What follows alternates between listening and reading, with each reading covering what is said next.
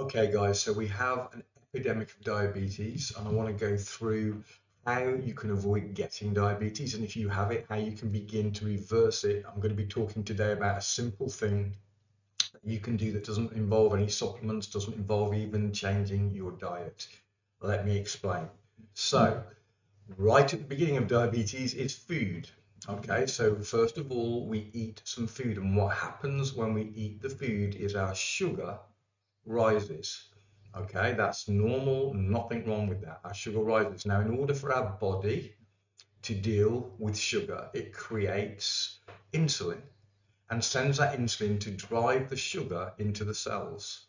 Okay, so the insulin comes, drives the sugar into the cells, and then the sugar drops, and shortly thereafter, the insulin also drops. That's what happens in a healthy person. That process for the sugar to drop in a healthy person takes around about, we call this a timeline, it takes around about 2 hours at this point, and then a bit longer for the insulin itself to drop. So that is what should happen. However, there is a problem, because what we've become accustomed to in the modern world is around about this kind of 2.5 hour mark, we tend to have,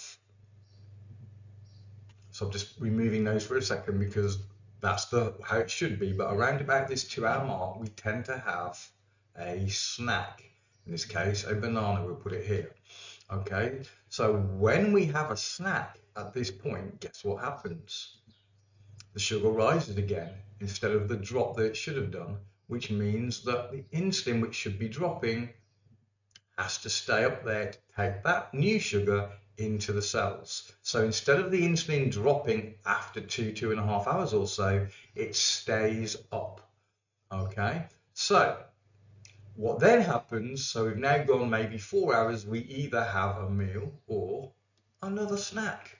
Okay, so at this point when it should be dropping, again, we have a resurgence of sugar, and the sugar stays up and the insulin has to stay up. So over a period of time, that means that the insulin, which should be dropping and going up and down in a natural rhythm, it goes up and then stays up all day with barely a drop. Now, when you do that for long enough, you begin to become insulin resistant. Okay, because the insulin is up there all the time, which it shouldn't be. And then you need more insulin to do the same job. And this is the beginning of diabetes or pre-diabetes in the first stages. So the first simple thing that you can do is stop eating between meals. Have your 2 or 3 meals, whatever it is, but do not eat in between. Also, that would include food type drinks. Okay, so avoid anything which is going to raise your sugar in between meals, including sodas, which you shouldn't be drinking anyway, and everything else. Stop eating and drinking calorific or sugar-based beverages between meals. Your insulin can never drop. You are asking for trouble. That's the very first thing that you can do. I'll go through the next step in number 2.